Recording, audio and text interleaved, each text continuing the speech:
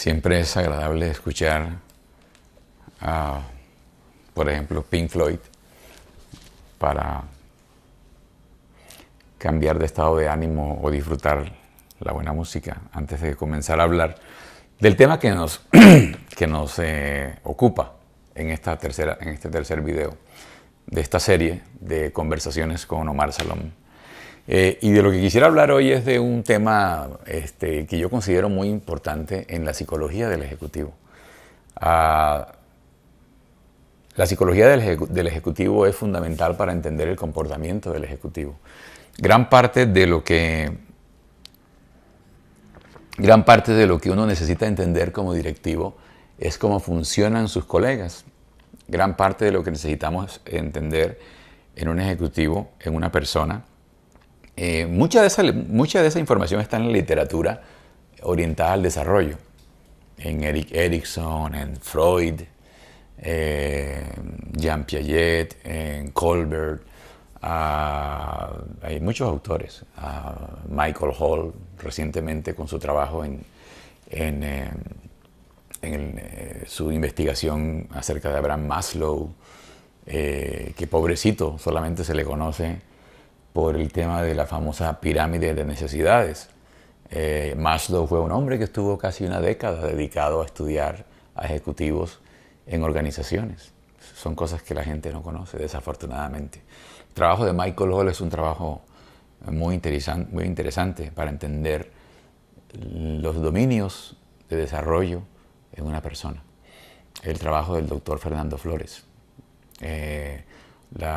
su orientación, que es una orientación multifacética y rica, que recomendamos de una manera importante en Salon Change Dynamics, así como otros autores con los cuales nos enriquecemos. Vamos a hablar entonces en esta ocasión de dominios para lograr entender mejor, para oír de otra manera, desde otro lugar, al ejecutivo, para observar su acción, para entender su problemática. Y vamos a comenzar con un área que es fundamental, y es el estado de ánimo. El estado neurolingüístico, lo llamarían los amigos de la PNL, o neurosemántico, lo llamarían los amigos de la neurosemántica. El estado de ánimo, el estado en el que estoy. Lo importante de esta idea que refleja una experiencia, es que el estado de ánimo determina la cognición. Antes se decía que dependiendo de lo que uno piensa, así siente y así actúa. Hoy sabemos, Pascal lo intuyó. Pascal decía que el corazón conoce razones que la mente no entiende. Entonces, lo que sabemos hoy en día, hay un término en psicología que se llama, al que le denominamos state dependency. En literatura aparece como state dependency. El estado de ánimo de una persona determina su nivel de agilidad mental, su sagacidad, su agudeza. En la medida en que yo, por ejemplo, en este momento estoy tranquilo, relajado, tengo mejores ideas, porque no tengo que probarle nada a nadie. Estoy en un estado que me permite poder decir lo que no sé que voy a decir, porque el lenguaje es inconsciente, pero hay un tema que tengo claro, y es el tema de los estados de ánimo. Entonces, la autorregulación es uno de los temas más importantes en un ejecutivo. Algunos lo llaman inteligencia emocional, que se ha vuelto una palabra para denominar muchas cosas. Los estudios de Goleman son bastante interesantes y han agregado mucho al entendimiento del directivo. Pero hay otros estudios relacionados con la parte emocional, por ejemplo, el tema de fortaleza emocional, de hardiness personality, como se le conoce en la literatura en psicología, la autorregulación, el tema de mindfulness, en el Ejecutivo, hay muchos temas relacionados que hablan de la autorregulación del estado de ánimo del directivo. Y este es un elemento esencial para pensar claramente, para pensar de manera lúcida cuando estamos resolviendo problemas. Y es uno de los temas que más enfatizamos en Salon Change Dynamics. Entonces, el tema del estado de ánimo. Lo interesante es que uno puede modificar su estado de ánimo, que uno puede leer su estado de ánimo, que uno puede contactarse con su estado de ánimo. Sabemos que tenemos más de un cerebro. Está lo que llamamos tradicionalmente el cerebro, que ahí está, entre estas dos orejas. Tenemos otro cerebro que opera en términos de memoria independiente de este cerebro, en esta zona. Hay estudios que muestran, por ejemplo, a una persona a la cual se le trasplantó el corazón de otra, a esa otra persona le gustaba la cerveza y esta persona de repente empieza a querer tomar cerveza y de cierta marca cuando nunca conoció esa marca. La explicación, y esta es una entre mil anécdotas, la explicación es que este cerebro está desconectado en términos de memoria de este otro cerebro y podemos aprender a pensar con este cerebro. En la literatura hebraica se habla de el corazón. Por ejemplo, se dice tal como el hombre piensa, así es él. Y en el hebreo, el pensamiento no es solamente algo cerebral. O de la abundancia del corazón habla la boca. Es un término que Jesús de Nazaret utilizaba. Entonces, intuitivamente ya se conoce esta información y las neurociencias nos están ayudando a entender cómo desarrollar la intuición, tutor, dentro. Tenemos otro cerebro que está en esta parte. Aquí hay una cantidad de neuronas. Si yo me paro y yo coloco mis manos en esta zona y me relajo y miro ligeramente hacia abajo, haga usted la prueba, usted va a sentir cierta paz, que no entiende por qué, y si además está recto, erguido, relajado, pone en funcionamiento otra parte de su neurología que le ayuda a estar enfocado. La postura misma es pensamiento, el cuerpo es mente y la mente es cuerpo. Todos los trabajos que hay en intuición, en el aspecto del liderazgo, tienen que ver con estos temas que estoy mencionando de manera muy breve. También tenemos otra dimensión aparte del estado y es el sí mismo, la idea que el ejecutivo tiene de sí mismo. La idea que yo tengo de sí mismo se nota, se refleja en la relación que tengo con el otro. Si una persona vive permanentemente consigo misma, se baña consigo misma, duerme consigo misma, se soporta a sí misma,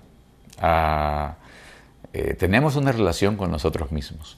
Uno de los temas en los que estamos profundizando en Salon Change Dynamics con nuestro equipo es el tema de self-relationships, la relación que yo tengo conmigo mismo. Cuando mejora esa relación, cuando el crítico interno, cuando nos amistamos con el crítico interno o lo convertimos en algo diferente, cuando lo tomamos como un mensaje y que tiene una intención positiva, cambia la relación con nosotros mismos y entonces como consecuencia la relación con otros. Generalmente la dureza que tenemos hacia otras personas tiene que ver con la dureza que tenemos con nosotros mismos. Entonces, y en el sí mismo hay una cantidad de material que podemos trabajar. Por ejemplo, la autoestima, que es un concepto que nosotros ponemos en cuestión, porque eso de tener la autoestima baja o alta, preferimos pensar que la autoestima simplemente es incondicional. Nacemos y somos valiosos, no sabemos nada y tenemos un valor. Usted ve a un bebé, lo ve, lo acaricia, lo abraza y sabe que tiene un valor aunque no sea suyo. La vida es sagrada y el valor es incondicional. Perdemos esta visión natural en la medida en que entramos a la cultura y depende en qué tipo de cultura vivamos. Y entonces empezamos a tener ideas de nosotros mismos que son prestadas y perdemos nuestro propio deseo. ¿Qué es lo que yo realmente quiero? ¿Quién soy yo? ¿Y cuál es la idea que tengo de mí mismo? ¿Cuáles son las historias que me cuento? ¿Cuál es mi mito personal? Entonces, muchos líderes tienen confusión en este tema del sí mismo y eso genera a su vez una mala relación con otros. Y entonces ahí está la dimensión de los otros, el respeto por la diferencia entre lo que el otro dice y su valor personal, la aceptación de la alteridad, la aceptación de que el otro es un legítimo otro y escucharlo como un legítimo otro, la idea que tenemos de otras razas, otras culturas, de gente que vive en otros países, los estereotipos que tenemos en nuestra mente acerca de los otros. Y eso tiene consecuencias en la manera como entendemos el poder, el estatus, como entendemos a alguien en un rango inferior. Es una frase militar, subordinado y otro tipo de connotaciones que no permiten que la gente trabaje de una manera óptima en las organizaciones. Otra dimensión es la dimensión del poder. La capacidad de ejercer poder, la capacidad de estar en contacto con mis recursos. ¿Cómo yo puedo estar en contacto con mis recursos como persona y cómo acceso a esos recursos? ¿Qué idea tengo de mi nivel de eficacia para lograr cosas? Esto se define muy fácilmente imaginándonos a un ejecutivo al que le dicen: ¿quieres entrar a un proyecto tal en tal país para manejar tal asunto? Y él responde: claro. Y le preguntan: ¿sabes hacerlo? Y dice: no, pero lo aprendo. Esa es la dimensión que queremos desarrollar con los líderes con los que trabajamos, que necesitan aprender a aprender.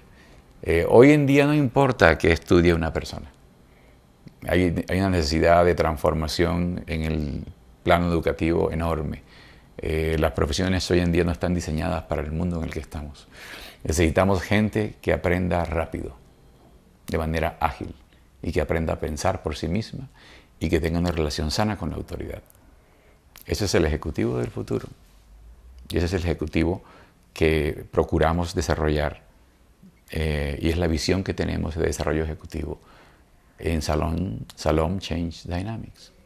Y yo creo profundamente en esto que estoy diciendo porque determina la manera como trabajamos en equipo, la manera como ejercemos el poder. El poder es bueno. El poder se genera a partir de la confianza. La confianza es poder.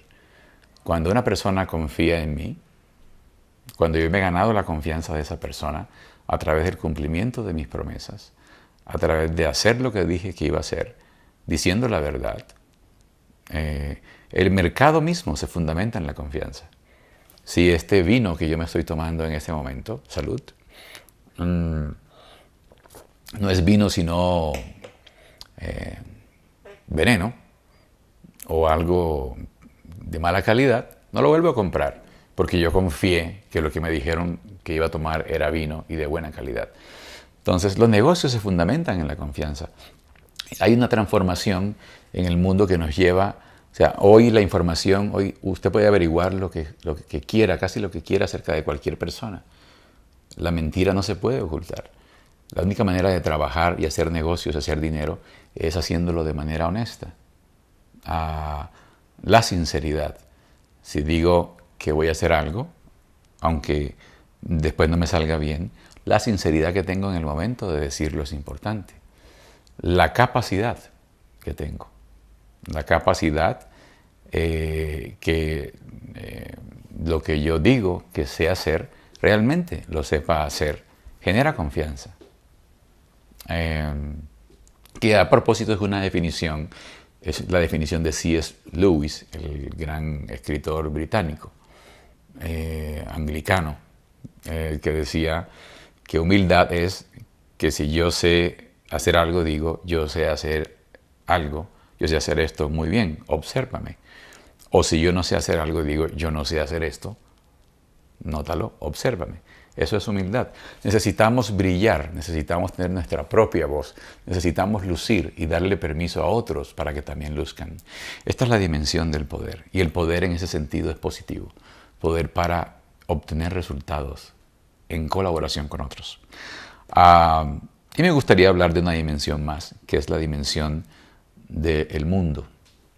La dimensión del mundo. Vivimos en mundos distintos. Y entre más transversalidad y polinización existan en el pensamiento del Ejecutivo, mayor mundos puede habitar. Por ejemplo, el mundo de Cartier. En Cartier no se habla de pieza, perdón, no se habla de joya, se habla de pieza.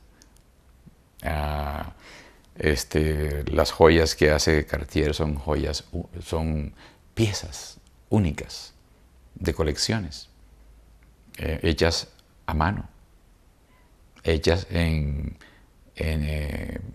laboratorios que no crean cosas en serie. Es un mundo totalmente diferente al mundo, por ejemplo, bancario, en donde se hacen transacciones, en donde estamos mirando el riesgo, en donde estamos mirando el estado en términos de inversiones de la organización. Son mundos diferentes. El mundo del vino es un mundo totalmente aparte. El mundo del camarógrafo que está haciendo este ejercicio conmigo es un mundo aparte, hay un lenguaje diferente. Vivimos en mundos distintos. La música, dentro de la música, el rock es un mundo y hay un cierto lenguaje dentro de la música. La bachata, la bachata elegante de Juan Luis Guerra, por ejemplo. El mundo de la ropa, del mundo de Yves Saint Laurent. Vivimos en mundos distintos y entre más mundos habitemos, más riqueza tenemos para dar. Entonces, ¿hablamos de una persona unidimensional? No, hablamos de una mujer y un hombre multidimensional que pueda vivir en mundos distintos. El mundo de la economía, el mundo de la psicología, el mundo del psicoanálisis.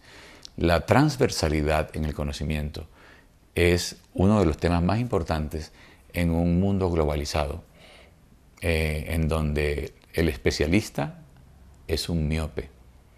Y la profundidad tiene que ver con la transversalidad, porque la transversalidad genera mayores conexiones que generan a su vez profundidad. Todos estos temas son temas que nos inquietan a mí personalmente y al equipo de Salón Change Dynamics. Y este es nuestro abordaje. Y estos son algunos de los dominios que tenemos en cuenta cuando estamos observando la realidad de un ejecutivo, las dificultades de un ejecutivo, el mundo en el que vive, la manera como se ve a sí mismo, la manera como ve a los otros, sus estados de ánimo, cómo concibe el poder. Y podría mencionar también la dimensión del tiempo, la de la intención, la construcción de significados. Pero todo eso forma parte de nuestros programas de desarrollo, a los que les invito a que asistan, a que estén con nosotros, a que aprendan a vivir como ejecutivos del siglo XXI, que no se ajustan ni se adaptan, aprenden a entender el cambio, trabajan con la tecnología, conocen el mundo, conocen el nombre de cada país, conocen lo que se hace en cada país, conocen cómo se conecta la política con la industria, cómo se conecta la industria con la ética, cómo se conecta la ética con la biología, cómo se conecta la biología con la administración, cómo se conecta la administración con las neurociencias, Estamos en el siglo XXI y vivimos de una manera parroquial. Necesitamos tener una mente global. Muchas gracias.